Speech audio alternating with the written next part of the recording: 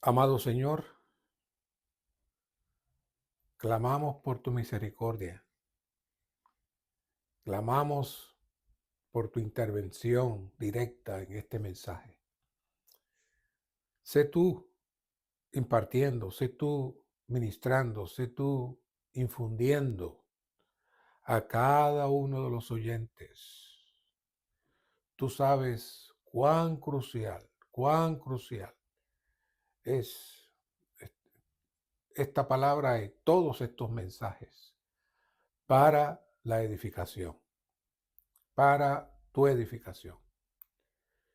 Ponemos en tus manos este mensaje completamente de principio a fin, para que seas tú el que lo impartas.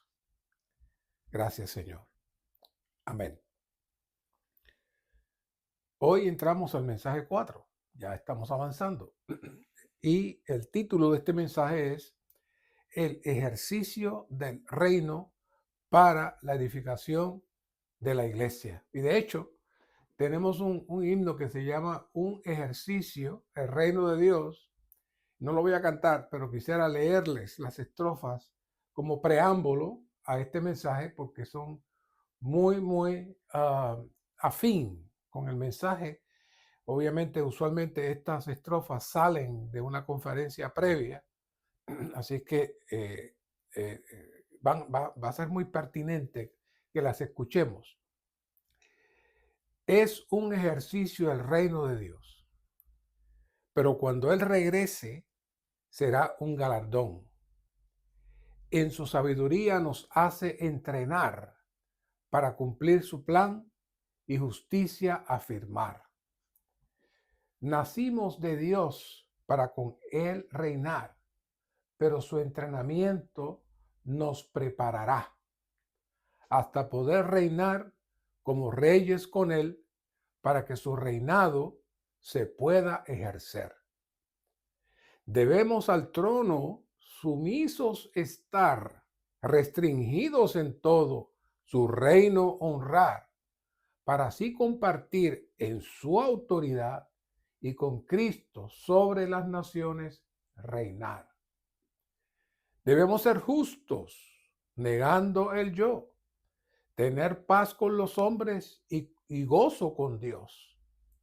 En el reino viviendo en su realidad, su manifestación se podrá realizar. Entonces el reino con Cristo vendrá. Su reinado es el premio que Él nos dará. El Señor su justicia así mantendrá y las huestes del cielo la contemplarán. Por eso, gran precio el apóstol pagó. Por el reino seguro a la meta corrió y por tanto nos pide más fidelidad para en el futuro el reino lograr. Señor, por tu gracia deseamos vivir en tu reino entrenados, ganándolo así, y ser ejercitados en su realidad para el reino mañana poder disfrutar. Maravilloso, ¿eh? Así que este himno en sí mismo está lleno de la carga de este mensaje. Eh, aparte de la relación con la venida del Señor, eh, la otra carga es que, por un lado, fuimos salvos, fuimos regenerados, pero nos falta ser entrenados y perfeccionados para entonces nosotros poder reinar juntamente con Cristo en la manifestación de su reino. Y es importante hacer notar que el aspecto práctico y actual de este reino se presenta en Mateo 16, del 18 al 19. Vamos a dedicar unos minutos antes de entrar al bosquejo. Claro, ustedes saben que nos gusta profundizar en todos los ángulos posibles, de tal manera que cuando lleguemos al bosquejo se nos haga fácil poder discernir y poder ver la carga que el Señor tiene. Así que en estos versos de Mateo 16 a 18 al 19, lo más crucial aquí es que el reino es la iglesia y la iglesia es el reino. Ahora tenemos la, la realidad del reino. ¿Por qué es la realidad del reino? Porque ya vimos en mensajes previos que el reino es una persona que habita dentro de nosotros y la cual impartió la vida divina dentro de nosotros como la semilla que está creciendo. Por eso el reino, tenemos la realidad del reino dentro de nosotros.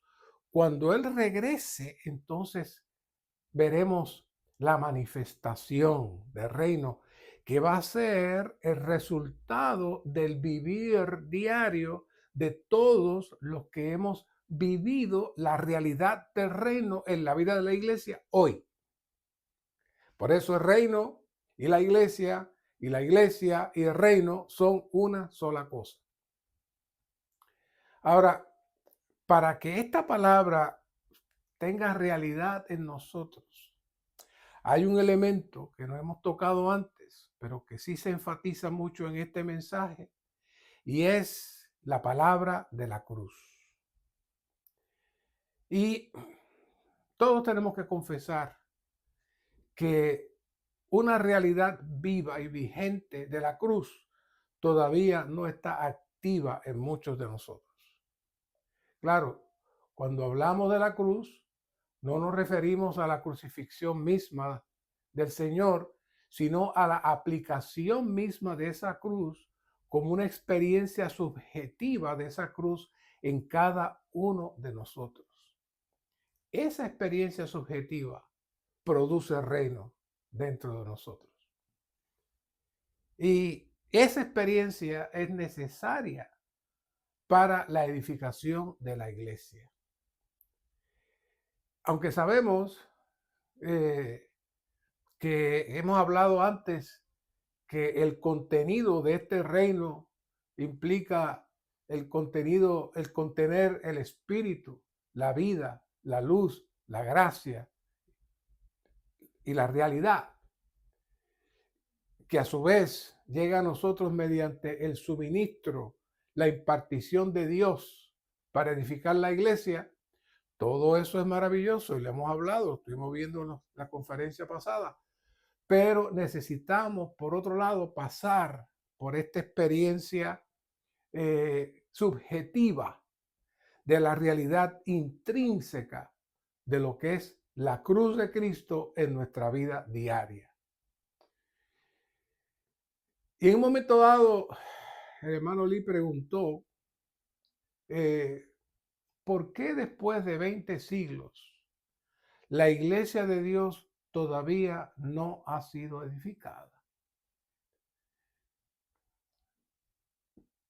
Por eso necesitamos pasar un tiempecito en estos versículos de Mateo 16, del 18 y 19, para enfocar la carga de esta mañana. El Señor en estos versos le pregunta a sus discípulos, ¿quién decís que soy yo? Y hubo diferentes opiniones entre los discípulos. Unos decían, tú eres Juan el Bautista. Otros decían, tú eres el Elías. Otros decían Jeremías o uno de los profetas. Pero Pedro le dice, tú eres el Cristo, el Hijo de Dios viviente. Y esto fue una revelación que trascendió los cielos y salió directamente de la mente de Dios para Pedro.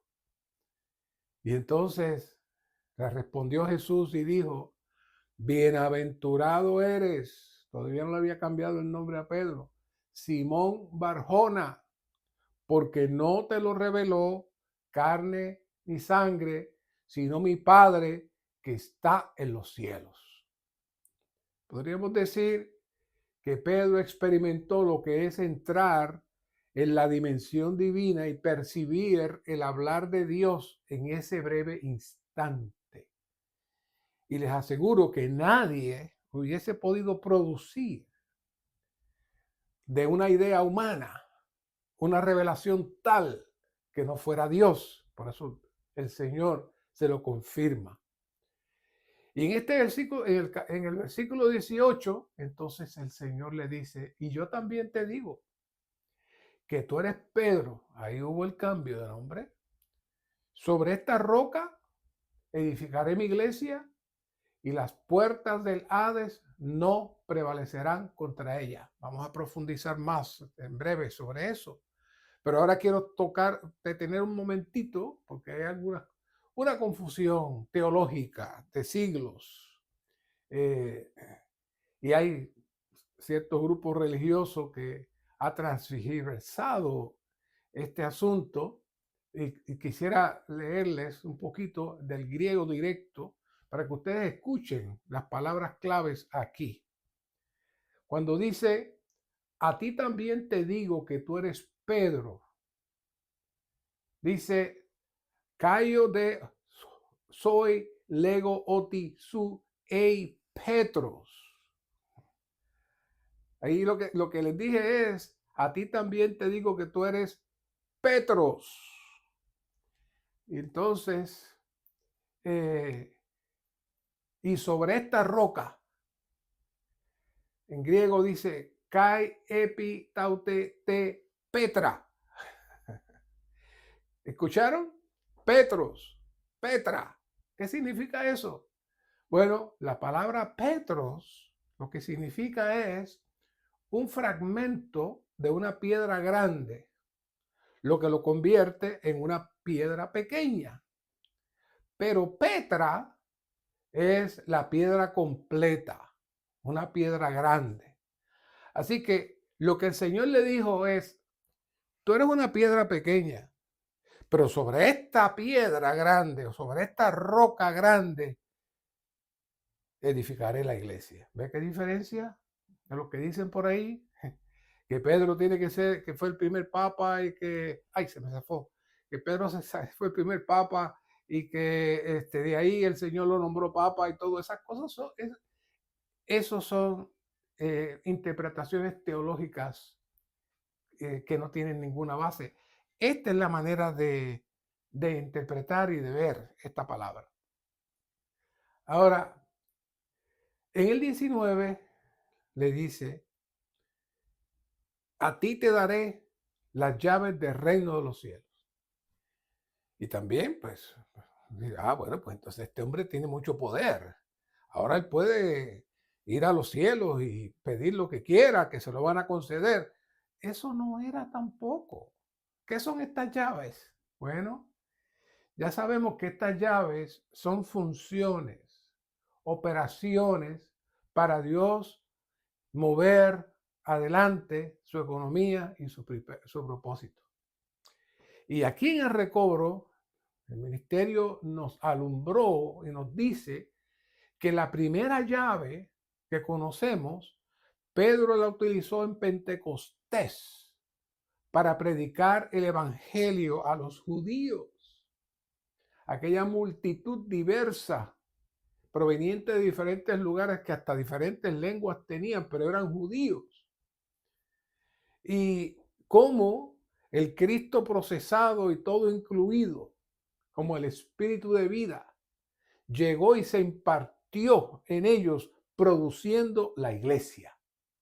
Esa fue la primera llave. La segunda llave la encontramos en la casa de Cornelio.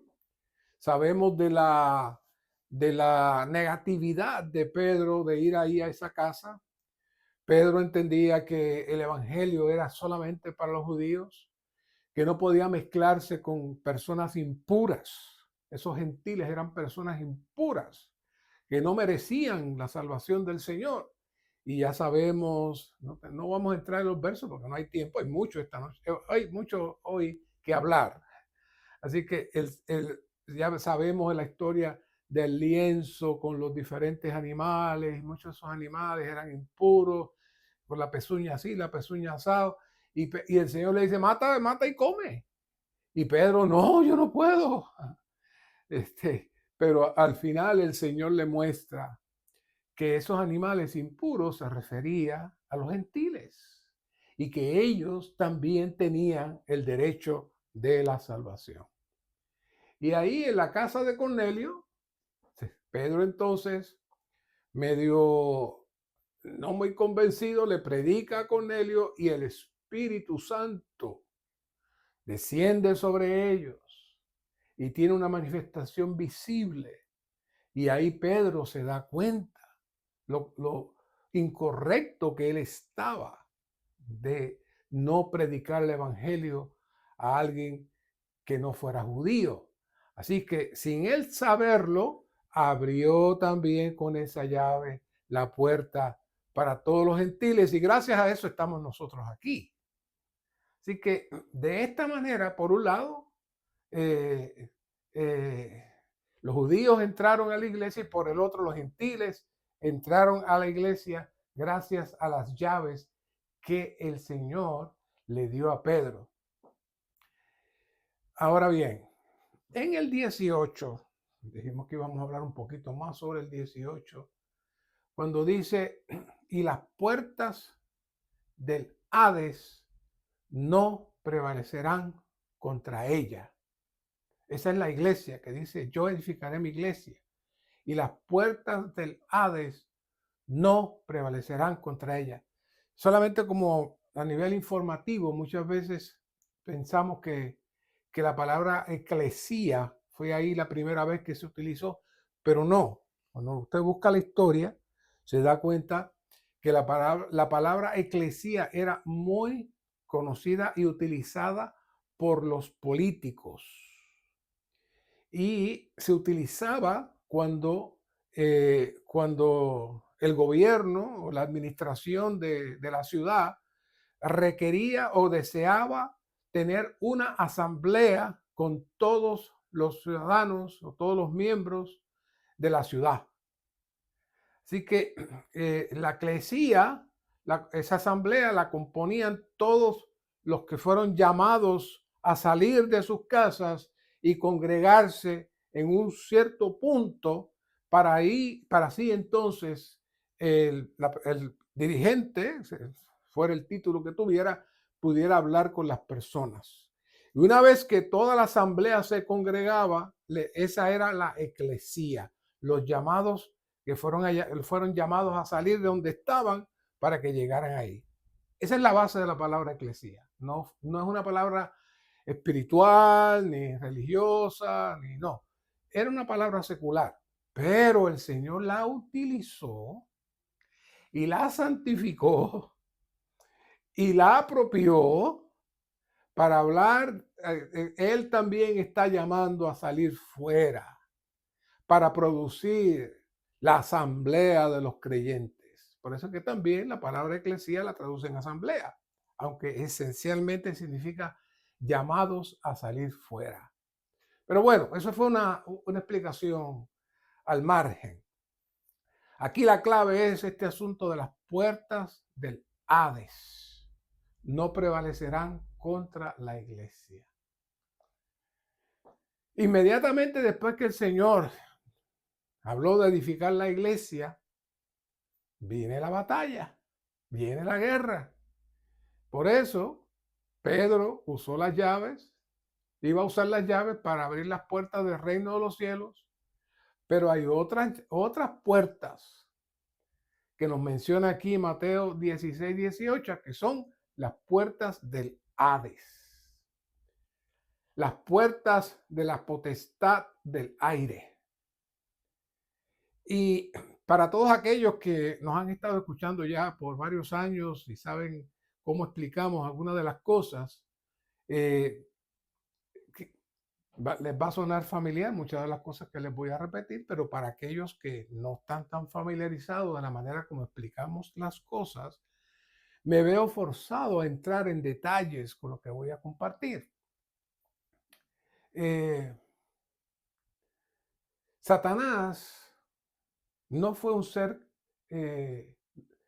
creado con poderes especiales como la omnipresencia, la omnisciencia o la omnipotencia. Solamente eso lo tiene Dios.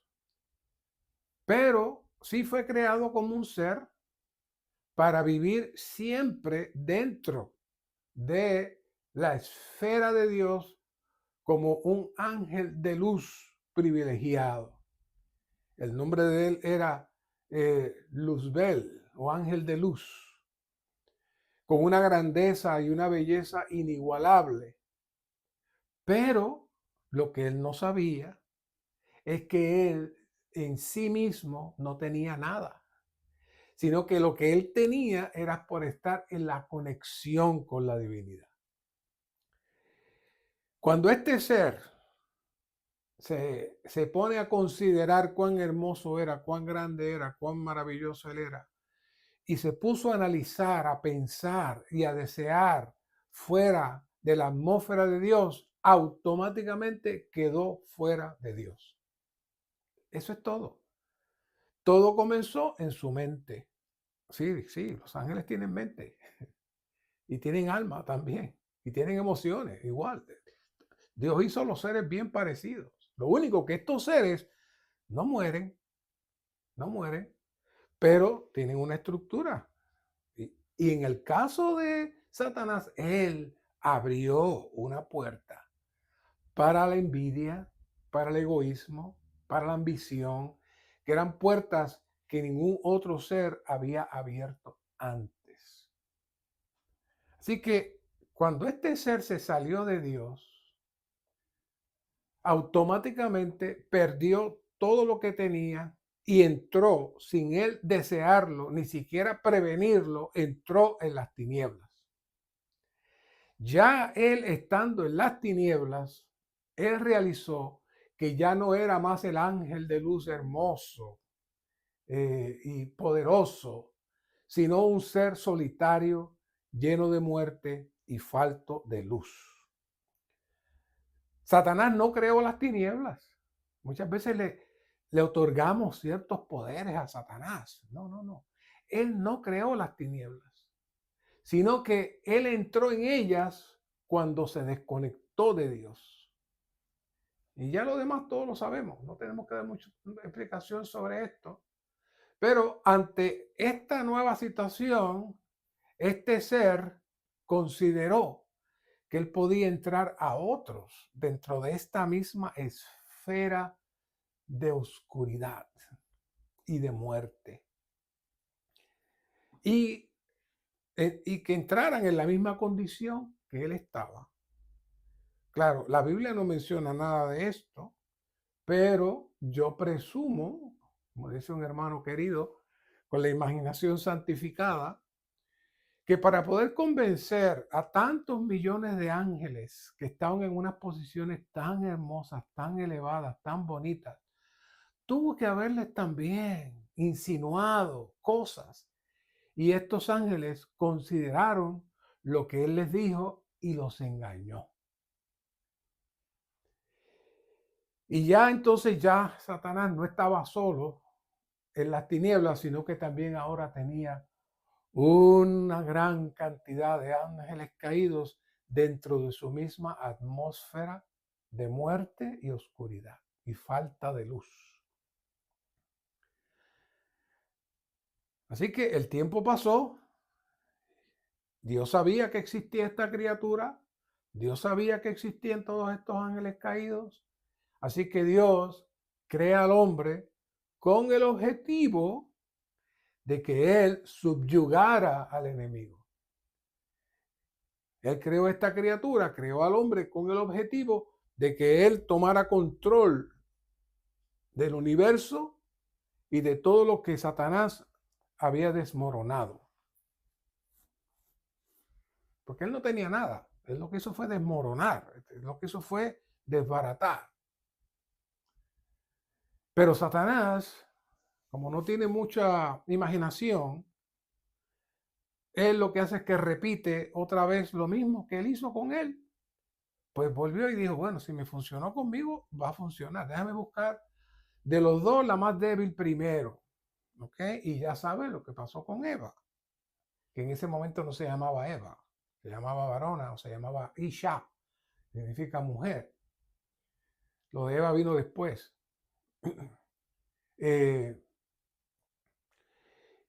Y en ese momento, cuando ella, esposa de Adán, analizó todo lo que Satanás le dijo, creyó y en ese mismo momento quedó fuera.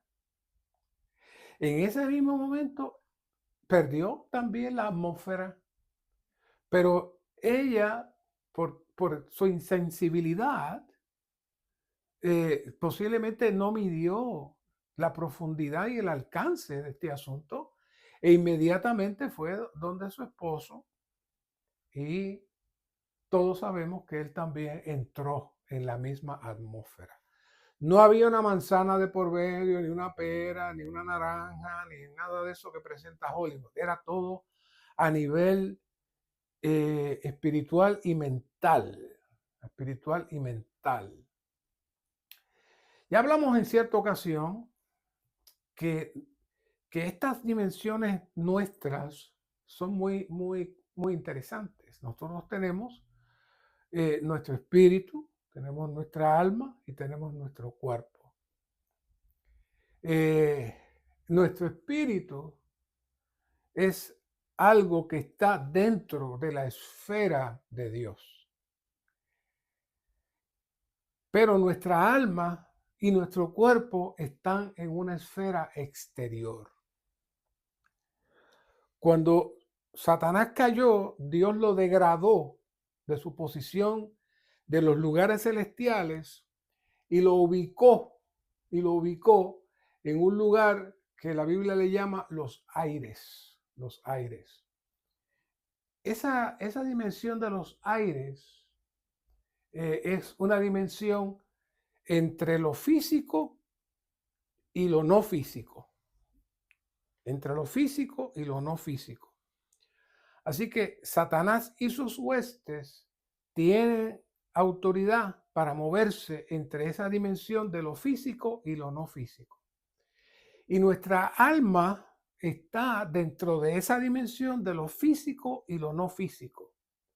Por lo cual estamos susceptibles al hablar del enemigo, a la influencia del enemigo y a la manipulación del enemigo. Y eso lo sabemos por experiencia. No tengo que probarles nada. Todos sabemos por experiencia que eso es así. Así que cuando el enemigo le habló a la esposa de Adán y la esposa de Adán le habló a él y él, que ahí el ministerio presenta la razón por la cual le aceptó la propuesta, pero no voy a entrar en eso. Y él acepta también analizar, porque no fue que comió nada, analizó con ella la situación y sencillamente ambos entraron en la misma atmósfera donde está Satanás, que es atmósfera de muerte, que es atmósfera, de muerte, es atmósfera de pecado, es atmósfera de oscuridad. Ahí mismo entró, ahí mismo entró. Entonces ya el enemigo tiene todo un reino donde están los ángeles caídos y también tiene a esta pareja. Claro, esta pareja tenía algo muy importante y es que Adán era la cabeza de toda creación. La cabeza de toda creación.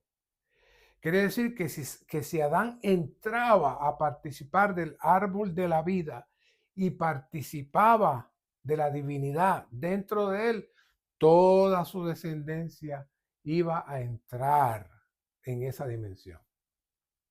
Toda su descendencia iba a participar de esa dimensión.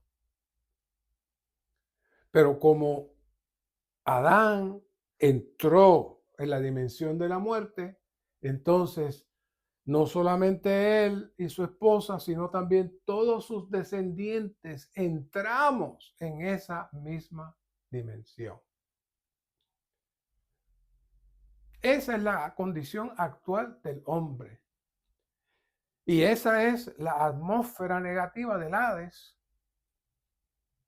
Y que nos habla aquí que tiene unas puertas. para entrar y salir. Y este Hades vino a ser el reino de Satanás, y la falta de Dios produjo todo lo que sabemos, la muerte. Ahora, un punto aclaratorio. No es que la muerte tenga vida en sí misma, como lo presentan las películas de Hollywood, que parece una encapuchada con un instrumento para cortar eh, el trigo, etcétera. No, la muerte es el resultado de estar fuera de Dios, es la falta de vida. Como la oscuridad no existe en sí misma. ¿Sabía eso? La luz existe, la oscuridad no existe. La oscuridad es solamente la falta de luz. Falta la luz, se produce la oscuridad. Pero la oscuridad en sí misma no tiene nada, no existe. Así que la muerte es igual. La muerte en sí misma no existe. Lo que sucede es que cuando se va la vida, surge la muerte. Pero le hemos dado personalificación y autoridad y poderes a la muerte, pero la muerte no es nada más que estar fuera de Dios. Por lo tanto, el trabajo único de Satanás por los siglos y los siglos y los siglos es uno solo: mantenernos fuera de Dios, que es donde Él está, para Él poder entonces manipular y ejercer dominio sobre nosotros. Y es por eso que hemos dicho en muchos mensajes que la manera más eficiente y poderosa para desactivar al enemigo es permanecer en el Dios triuno. Y eso usted lo ve ahí, vaya ahí a Juan 15, vuelvo y digo, no tengo el tiempo. En Juan 15 usted va a ver que aparece la palabra permanecer, permanecer, muchas veces. ¿Por qué? Porque esa es la clave, la clave. El permanecer es el regresar a la posición donde estábamos antes. Ese es el objetivo de la salvación, ese es el objetivo del bautismo, es volver a entrarnos en la atmósfera y posición donde estábamos antes. Ahora, cuando nos salimos de él, de manera automática se produce la muerte. Automáticamente. Es como usted tiene luz eléctrica en su casa, le bajan el breaker, como le decimos nosotros en español, Spanglish, le baja todos los interruptores y automáticamente llega la oscuridad. ¿Por qué? Porque se va la energía. Cuando nosotros nos salimos de Dios, se va la energía, llega la muerte, y eso produce entonces faltarle a Dios, errar el blanco, el amartía, y eso es lo que le llamamos pecado. Eso es lo que le llamamos pecado. Y los pecados que surgen como resultado de estar fuera de Dios. Así que todo esto, lo que es la muerte, lo que es la oscuridad, todo esto son cosas que salen por un, por una sola razón: estar fuera de Dios. Así que el problema de todo el universo es uno solo: estar fuera de Dios, permanecer fuera de Dios.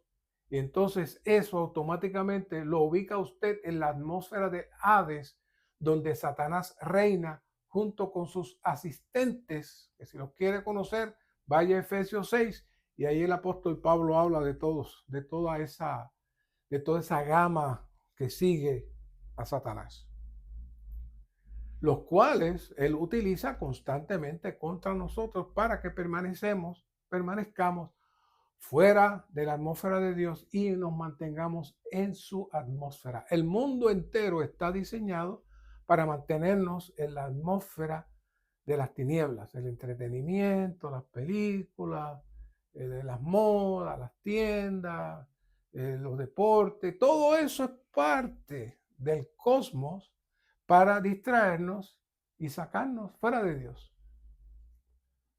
Y como dijimos, la ausencia de la vida de Dios es lo que produce la muerte, que se convierte en el arma del enemigo para neutralizar, para destruir. Podemos decir que este reino no tiene nada en sí mismo más que el efecto que causa el estar fuera de Dios. Satanás no tiene nada. Su única arma y poderosa es seducirnos para mantenernos ¿qué? Fuera de Dios. Es por eso que el apóstol Pablo simplifica todo esto, que parece tan complejo y tenebroso y poderoso, en una sola cosa mencionada en Romanos 8:6. ¿Qué dice Pablo? Oh, porque la mente puesta en la carne es muerte. ¿Qué es la mente puesta en la carne? La mente puesta en la carne es la mente fuera de Dios. Pero la mente puesta en el espíritu es que vida y paz. Pablo resolvió el problema. No tuvo que hablar de que el poder de aquel, el poder de lo otro y la muerte y Satanás. No. Nos metemos en Dios y automáticamente todo lo demás queda neutralizado. Claro, la carne no es nuestro cuerpo físico únicamente, que cuando se sujeta a la mente caída viene a ser esclavo del pecado al estar fuera de Dios, sino todo nuestro ser, incluyendo espíritu, alma y cuerpo, viene a ser un conglomerado que se convierte en carne. Pero carne es un término, no tiene que ver nada con el pellejo ni los huesos. Por eso es que en Génesis 6:3 dice el Señor, y dijo Jehová, no contenderá mi espíritu con el hombre para siempre, porque ciertamente él es carne. Ahora, ¿qué diferencia había entre la carne con la carne de Adán? Cuando en Génesis 3:24 dice que se uniría a su mujer y serían una sola carne. Si la carne es mala, ¿por qué Génesis 3:24 lo menciona? Y el apóstol Pablo en Efesios 5 vuelve y lo menciona como algo sagrado, hermoso, la relación física, anímica y espiritual entre un hombre y una mujer. Ese no es el problema. El problema va mucho más allá que los deseos del cuerpo y los pensamientos. Es un conglomerado que cubre todo su ser. La acción fuera de Dios se llama carne. El pensar fuera de Dios se llama carne. Por eso entonces Dios dice, no contenderá mi espíritu con el hombre para siempre. Es decir, ya el hombre no tiene la manera de poder recibir mi espíritu, porque ahora es carne. Es decir, su alma y su cuerpo son los que gobiernan. Ya yo no tengo nada más que hacer con el hombre.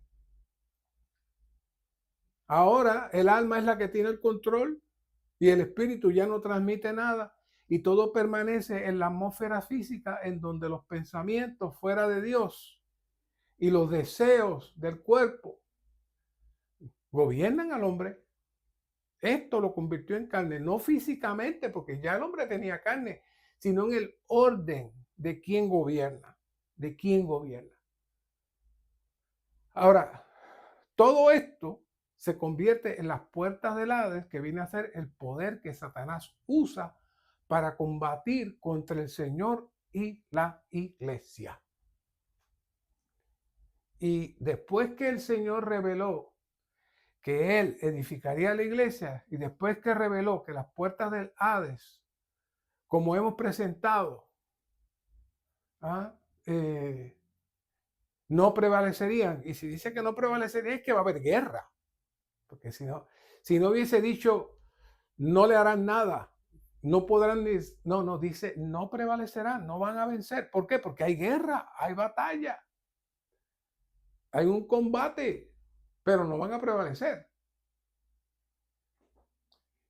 Y después de eso, el Señor le dice a los discípulos que Él tenía que ir a Jerusalén para que todo el proceso de la edificación se consumara con su muerte y resurrección, para producir la edificación de la iglesia como su cuerpo. No le dijo eso, pero ese es el propósito. Por eso le dijo, tengo que ir a Jerusalén, ya, para que me apresen y esto comience.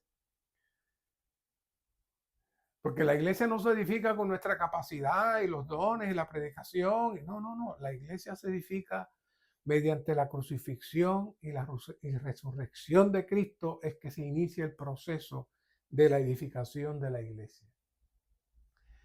Pero el mismo Pedro, que recibió la revelación maravillosa por parte del Padre de que Jesús era el Cristo, el Hijo del Dios viviente, saca su mente de la atmósfera de Dios y regresa a la atmósfera fuera de Dios en su hombre natural y dice, entonces Pedro, tomándolo aparte, vente para acá, Jesús, que quiero hablar contigo un asunto importante, le dice, comenzó a reprenderle, oiga, qué atrevido, comenzó a reprenderle. Dios tenga compasión de ti, Señor. De ningún modo te suceda eso. Se le fue la revelación. Pero él, volviéndose a Pedro, dijo, quítate delante de mí, Satanás, me eres tropiezo. Y aquí le da la clave a Pedro de lo que le pasó, que es lo que estoy explicando. Porque no pones la mente en las cosas de Dios, sino en la de los hombres. Vieron que todo es una sola cosa. ¿Dónde tenemos la mente? ¿Dónde estamos sentados? ¿Dónde estamos ubicados? Estamos ubicados en Dios.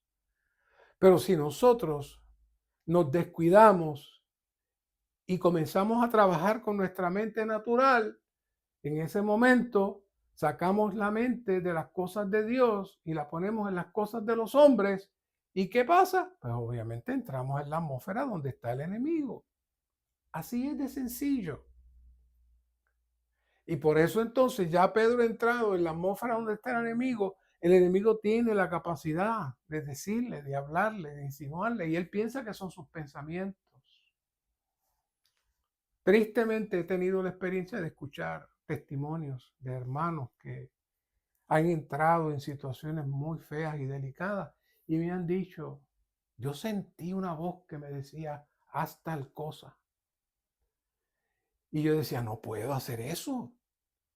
Y sentía la voz que me decía, hazlo que nadie te va a ver.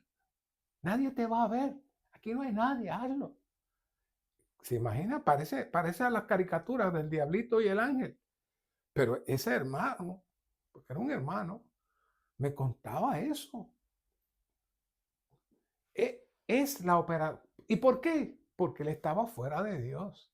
No fue que estaba disfrutando al Señor, no era que estaba tomando la palabra, que oyó las voces, no, él estaba fuera de Dios y entonces el enemigo tiene acceso para hablarnos. Como tal y como pasó con Eva. La esposa, me gusta decir Eva porque en ese momento no era Eva, pero la esposa de Adán, donde el enemigo aprovechó un momento de debilidad de ella y le habló y rápido entró. ¿Por qué hablamos y causamos problemas? ¿Por qué opinamos y sugerimos y causamos problemas? Porque nos salimos de Dios. Y eso aún después de haber sido redimidos y regenerados. Pero ponemos la mente en las cosas de los hombres y no en Dios. Y por eso es que Cristo simplificó el asunto. Mira, tu problema, Pedro, es que no pones la mente en las cosas de Dios y no en las de los hombres. Así de sencillo lo dijo el Señor. Así de sencillo lo dijo el Señor. Así que entramos nosotros entonces en lo que es la lógica humana. Abrimos las puertas del Hades y Satanás nos pone sus pensamientos. Es por eso que el Señor le habla a Satanás, que influencia a Pedro y le ordena que se aparte, porque él es tropiezo. Y esa es nuestra historia constante si no aprendemos a permanecer en él. En el momento podemos tener una alta revelación y en otro momento somos manipulados por Satanás. ¿Quién tiene el poder aquí? Nosotros tenemos el poder de abrir y cerrar las puertas para que Satanás salga o permanezca encerrado. Él no puede hacer nada que nosotros no le permitamos. Necesitamos tener esto bien claro para no otorgarle poderes y capacidades que Él no tiene. Él no ha cambiado sus estrategias y sigue usando las mismas estrategias, pero nosotros somos el gran problema que le damos la oportunidad para que Él se manifieste. Y lo dijo el Señor en Mateo 16, 23, y lo dijo Pablo, y lo repite muchas veces en Romanos 8. Donde pongamos la mente, vamos a ver el resultado. Entonces luego el Señor comienza con más detalles sobre el antídoto final contra el enemigo. Entonces en el 24, entonces Jesús dijo a sus discípulos, si alguno quiere seguir en pos de mí, niéguese a sí mismo, tome su cruz y sígame. Por eso es que hablamos que este mensaje nos tiene que crear una conciencia para orar al Señor, para que el Señor realmente active este poder de la cruz en nosotros. Ahora, cuando dice niéguese a sí mismo y tomen su cruz, cuando el Señor menciona a sí mismos, ¿a quién se refiere? Se refiere al yo, a mi yo. Es decir, tenemos que negar nuestra personalidad. Con todas mis ideas y pensamientos y crecimiento y todo lo que yo soy, ese yo, necesitamos negarlo. Y el 25 dice, porque quien quiera salvar la vida de su alma, la perderá, y el que la pierda por causa de mí, la hallará. Y la otra cosa mencionada aquí es la vida del alma, la cual debemos perder. Así que tenemos aquí una trilogía: la mente, el yo y la vida del alma. Estas tres cosas juntas son el terreno donde el enemigo de Dios opera y son las puertas que el enemigo utiliza para trabajar y funcionar dentro de nosotros. Van 47 minutos y vamos a empezar el bosquejo. Vamos a ver qué vamos a poder hacer nosotros hoy. Pero es que esto es un tema que no se puede hablar como otros temas que los tenemos con tanta sencillez. Si no somos cuidadosos explicando estas cosas, tenemos conceptos que son equivocados. Número romano 1, Mateo 16 revela la manera de edificar la iglesia y también revela al enemigo de la edificación. Cristo, el Hijo del Dios viviente, edifica la iglesia sobre sí mismo como roca, usando piedras tales como Pedro, una persona transformada. Ya vimos la diferencia de la roca y la piedrita. Ve, las puertas del Hades, la autoridad o poder de las tinieblas que pertenecen a Satanás porque él entró ahí. Él entró ahí por causa de su desobediencia al salir de Dios. No es que haya creado algo ahí, él sencillamente entró ahí. Y desde ahí manipula y opera para atacar la iglesia y para obstaculizar que el Señor edifique su iglesia. Así que, por terrible y temible que parezcan las puertas del Hades, estas no tienen ninguna autoridad mientras permanezcamos tocando al Señor en nuestro espíritu. Como ya hemos mencionado, el Señor claramente resumió este problema en nuestra debilidad de poner nuestra mente en las cosas de los hombres. Como Pablo dice en Corintios 3:1, y yo, hermanos, no pude hablarlos como hombres espirituales, sino como a carne, como niños en Cristo, porque todavía sois carnales. El versículo 3, pues habiendo entre vosotros celos y contienda, no sois carnales y andáis según lo humano. Claro, el término humano aquí, el original griego es antropos, hombre, se debió traducir según el hombre, pero cae bien que diga lo humano porque eso nos aclara. Cada vez que usted escuche la palabra humano o humanidad, se refiere a esto: la carne, el pecado, la mezcla de Satanás con el hombre para operar. Y Pablo dice, no debemos andar según lo humano. Repito, 1 Corintios 3:3, puede verificarlo. Todo esto se resume esencialmente en el gran problema del universo, que es que estar fuera de Dios y entrar a vivir fuera de su vida. El estar fuera de Dios nos lleva a ser dirigidos por nuestros sentidos y deseos y no por el Espíritu, y que abre las puertas del Hades. C. A fin de edificar la iglesia, el Señor tuvo que pasar por la muerte y entrar en la resurrección. Otra cosa que el Señor hizo y dijo con el mismo propósito es que el Señor desea que su iglesia sea edificada, como estamos diciendo. Ahora, la edificación de la iglesia, para la edificación de la iglesia necesitamos tener una visión amplia para darnos cuenta que esta edificación no es otra cosa que el proceso de que Cristo sea formado en nosotros para producir una mutua habitación donde el Dios triuno habita en nosotros y nosotros habitamos en Él. Ese proceso es el que transformará todas las cosas y nos convertirá en la última y permanente morada, la cual es la nueva Jerusalén. Y todo esto terminará con la era presente causada por el pecado de Adán, trayendo la maldición de todo lo creado, consumado en la vanidad. Cristo tuvo que pasar por todos los procesos, desde su encarnación hasta su resurrección, con miras a la edificación de la iglesia, pero ahora nos corresponde hacernos partícipes de los sufrimientos de Cristo mediante la cruz para que Él pueda operar la resurrección. Sin la muerte no hay resurrección. No puede haber la edificación de la iglesia. 1. La iglesia fue producida por medio de la muerte y resurrección de Cristo. La manera de edificar la iglesia es ser crucificados y resucitados. Es lo que estamos explicando.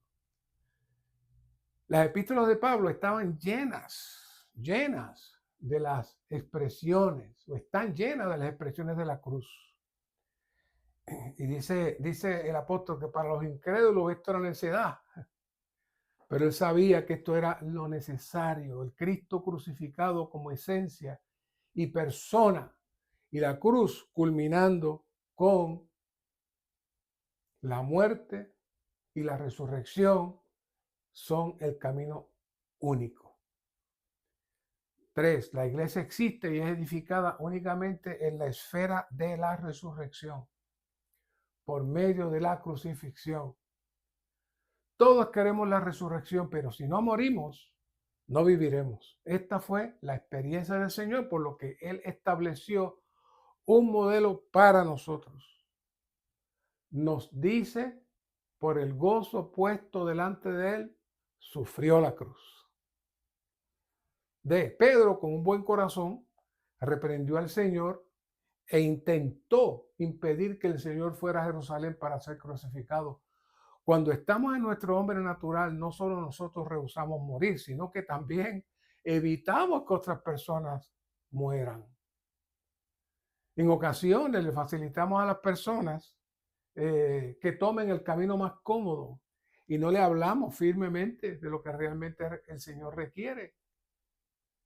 Y aún nosotros, pues muchas veces tomamos siempre el camino más fácil, con menos sufrimiento, y también nos llevamos a otras personas dentro de este camino. Pero hay otro camino, no hay otro camino, sino el camino de la cruz. No fue Pablo ni Pedro, sino Satanás, que salió de las puertas del Hades.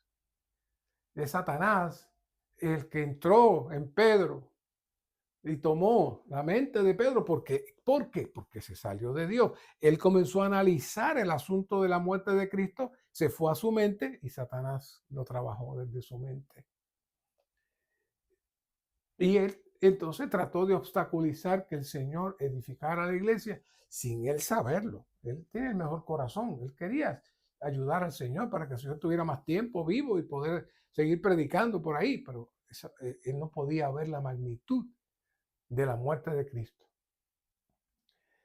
Nuestro hermano Lee dice que existe la posibilidad que si ciertas llaves no son ejercitadas para cerrar esas puertas, existe la posibilidad que Satanás salga y se mueve en la iglesia y en muchos de nosotros y en muchas situaciones. Y detrás de Satanás hay tres puertas. La mente natural, que está puesta en las cosas de los hombres, que es lo que Pablo habla de vivir según lo humano, el yo y la vida del alma. Estos tres son las puertas del Hades. Estas son las puertas principales por donde el enemigo sale para causar daño a la iglesia. No fue Pedro, sino Satanás quien salió por una de las puertas del Hades, la puerta del yo de Pedro, para tratar de obstaculizar que el Señor edificara la iglesia. El yo, la mente y la vida del alma son las puertas principales por las que Satanás sale para atacar y causarle daño a la iglesia. ¿Y cómo eso sucede? Cuando nos salimos de Dios, cuando nos descuidamos, cuando nos tomamos una vacacioncita de horas o de minutos para dejar de pensar en Dios y disfrutar al Señor. Ahí llega el enemigo. Una cosa trae la otra. Número 2, Romanos.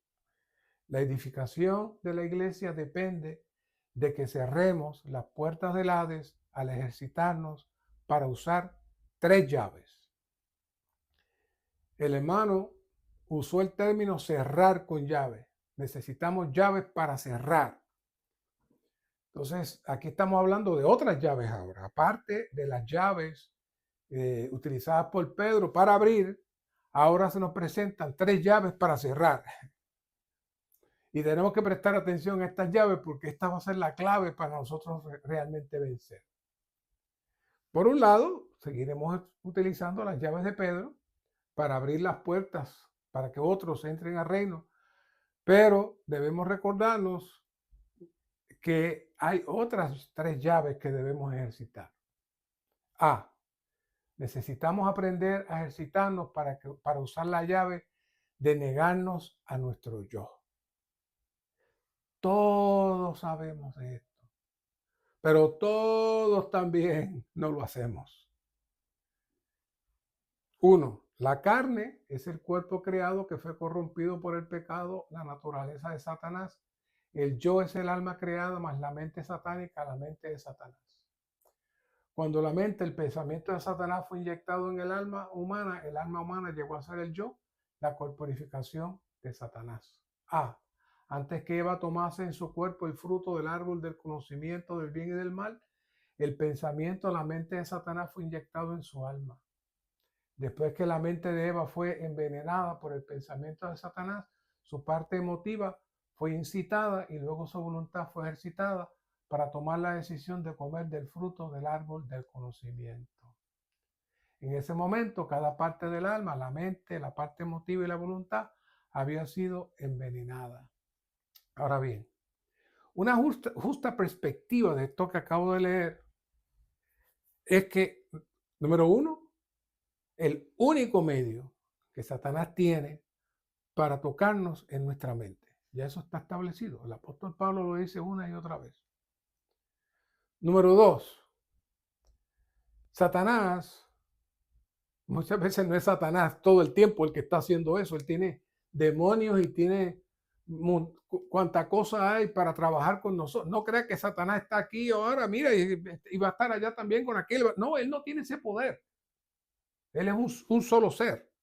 Ahora tiene millones de súbditos que trabajan buscando, velando dónde tenemos nuestra mente para ellos trabajar y poner pensamientos. Esa es la realidad. ¿Qué pasó con Eva? ¿Qué pasó con la esposa de Adán? Sencillamente ella abrió su ser a considerar y pensar. Cuando dice que Satanás inyectó y envenenó, no fue que le puso algo dentro y que le cambió todo su ser. Es que la sacó de Dios, y cuando algo se sale de Dios, se corrompe y se pudre. Se llena de tinieblas. Eso es su único trabajo. Él no tiene ningún poder para nada. Sacarnos de Dios. Poderoso para hacernos creer que somos nosotros y convencernos. Sí.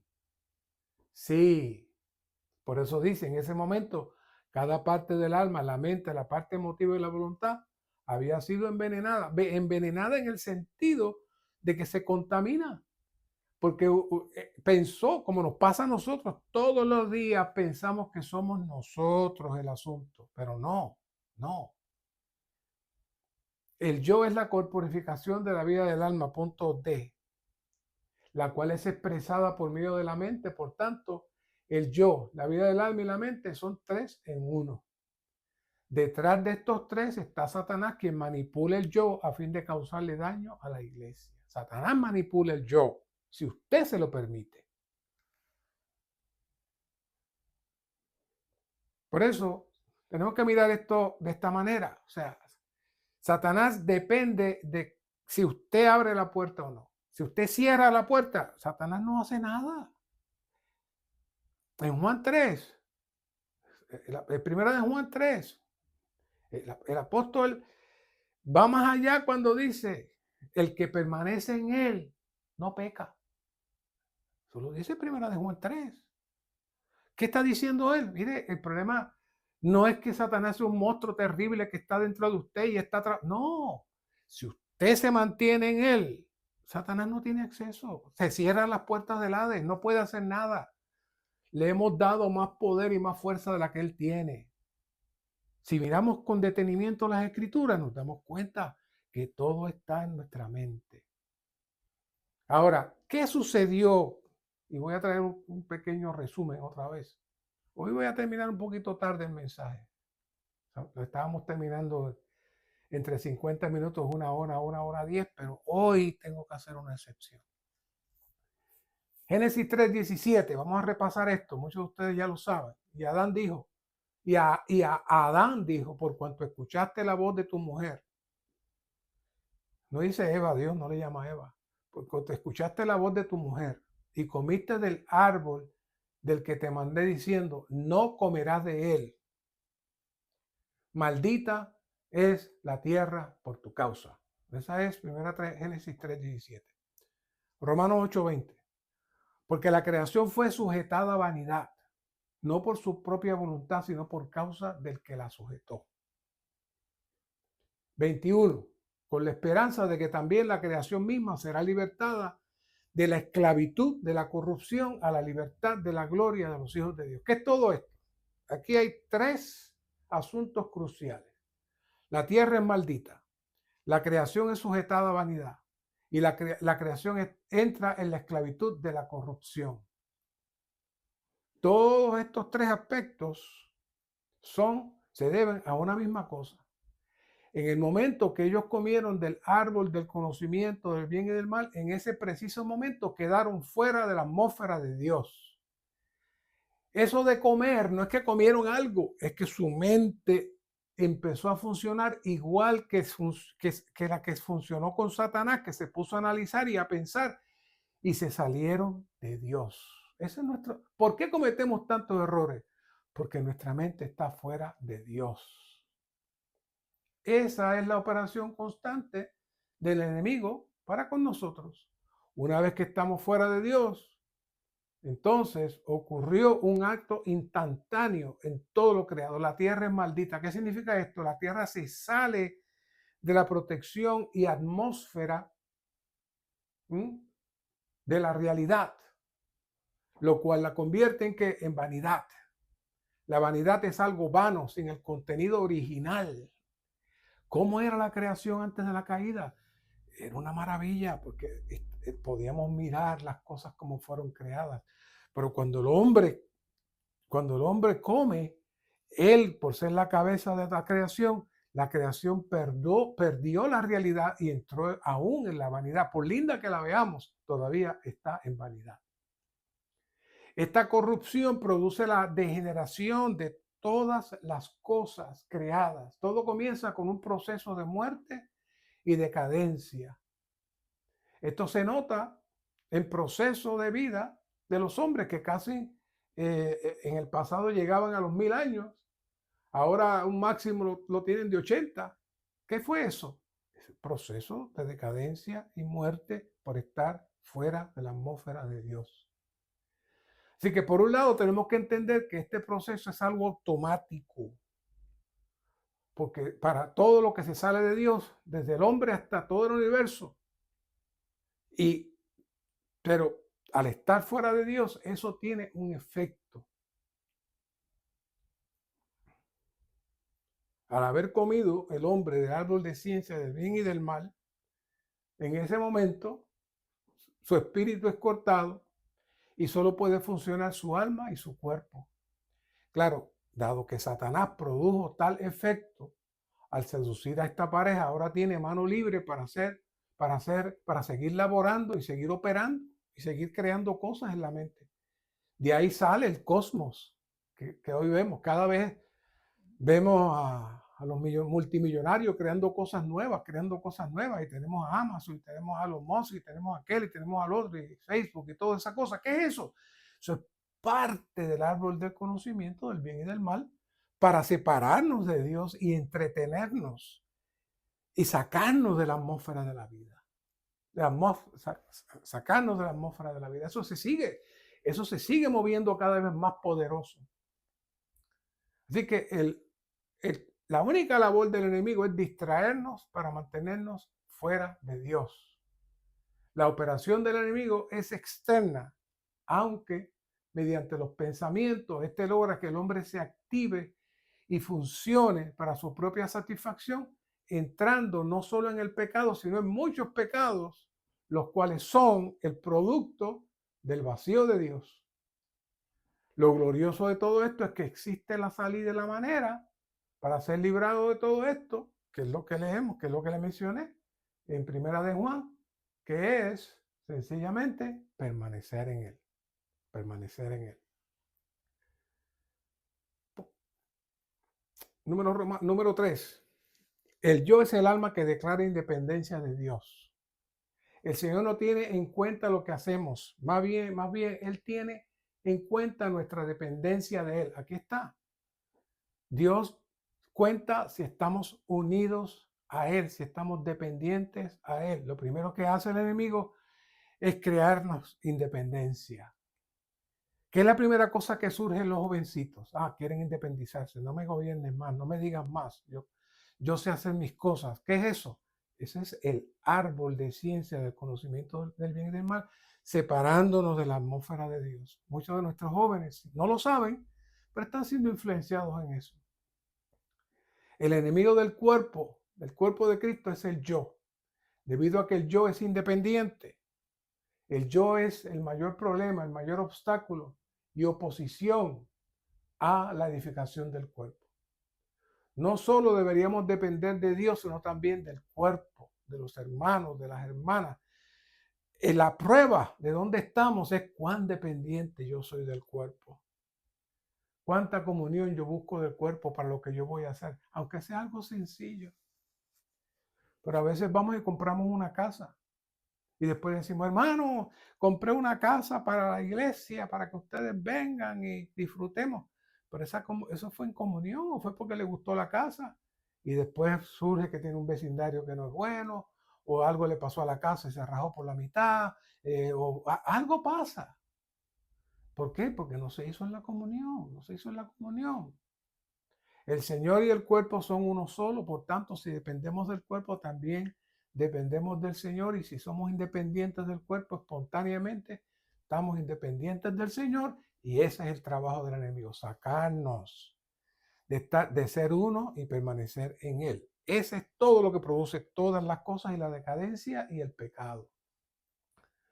Cuando somos dependientes, el yo se va y en vez del yo tenemos la presencia del Señor y estamos llenos de paz.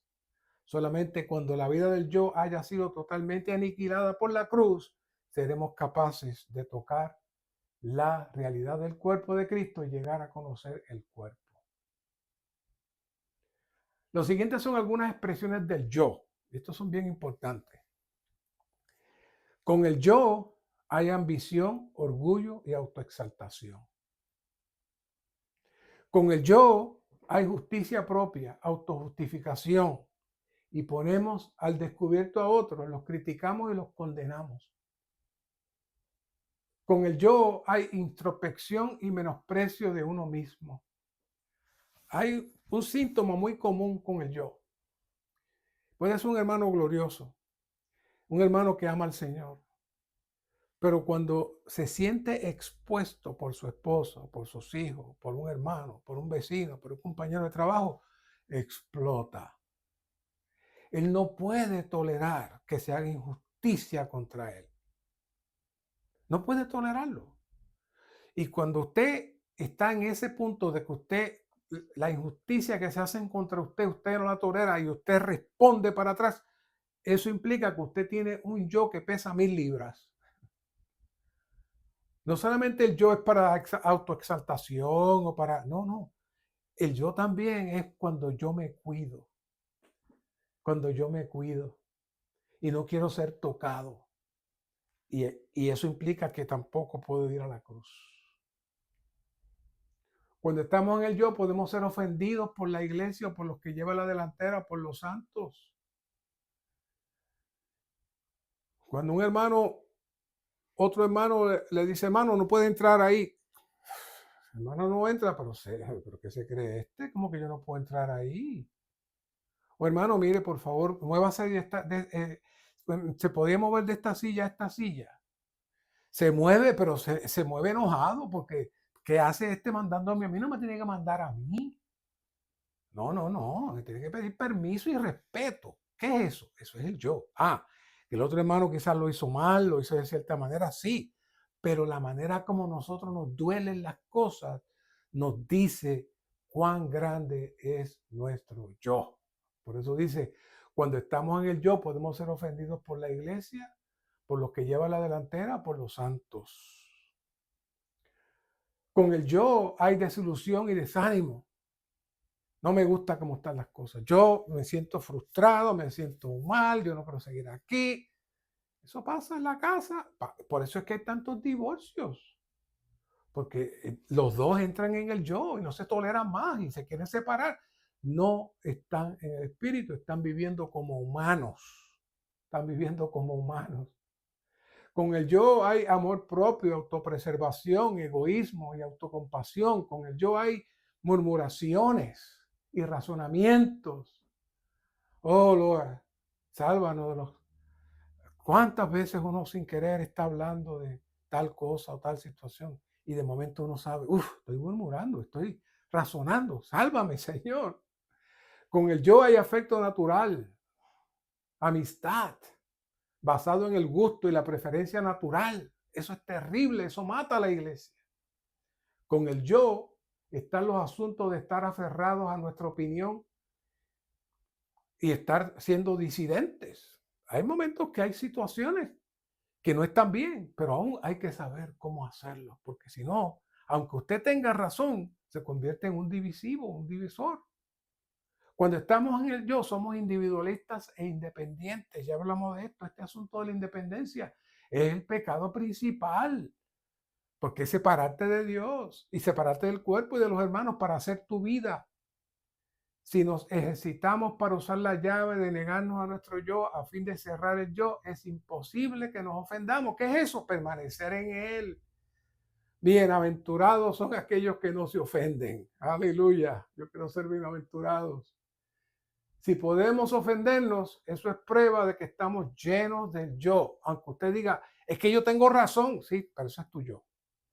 Si mi yo ha sido encerrado y se ha usado las llaves para encerrarlo, no me ofenderé, no importa lo que usted me haga, ni cómo me trate. Eso está fuerte. Debemos aprender a ejercitarnos para usar la llave de negarnos a nuestro yo a fin de cerrarlo en cada situación. Ya sea que la situación sea favorable o contraria para nosotros, ya sea que los hermanos nos amen o nos aborrezcan, debemos cerrar el yo. Si el yo está encerrado, la iglesia será edificada. Necesitamos aprender a ejercitarnos para usar la llave de tomar la cruz. Tomar la cruz simplemente significa tomar la voluntad de Dios. La cruz es la voluntad de Dios. El Señor Jesús no fue obligado a ir a la cruz como un criminal. Él estuvo dispuesto a ir porque la cruz era la voluntad de Dios. El Señor Jesús estuvo dispuesto a ser crucificado para que mediante su muerte, su vida fuera liberada a fin de producir y edificar la iglesia. La cruz fue un gran sufrimiento para el Señor, pero a Él no le importó el sufrimiento, sino el cumplimiento del propósito de Dios. La expresión tome su cruz significa que no se nos obliga a llevar la cruz, sino que tomamos voluntariamente nuestro esposo, esposa e hijos, son la voluntad de Dios y por ende nuestra cruz. La única iglesia es la voluntad de Dios y cada hermano y hermana está en la iglesia es la voluntad de Dios.